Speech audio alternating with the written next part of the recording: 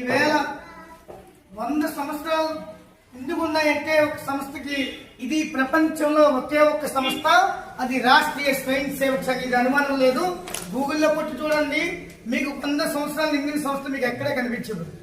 So ఏదైనా ఒక సంస్థ ఈవేళ పెట్టారంటే ఎలా ఉంటుంది, తన యొక్క వ్యక్తిగత స్వలాభం కోసమో, తన యొక్క కుటుంబ స్వలాభం కోసమో, లేదు తన యొక్క స్వావలంబం, తన యొక్క ఆర్థిక సంపద కోసం పెట్టుకుంటారు.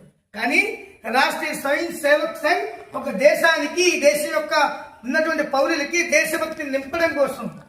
మీరు అనుకోవచ్చు దేశభక్తి ఉంటేనే మనిషి అని. సో ఒక సలీం గారు ఏమొచ్చి సలాం కొట్టుకుంటూ వాడి యొక్క మతాన్ని ప్రేరేపించుకుంటూ వాడి యొక్క మతాన్ని వ్యాప్తి చేసుకుంటాడు. లేదు ఒక సలీం రాజు గారు ఏం చేస్తాడు, చక్కగా బైబిల్ పెట్టుకొని వాడి యొక్క మతాన్ని ప్రార్థన చేసుకొని వాడి యొక్క మతం కోసం ప్రేరేపించుకుంటాడు.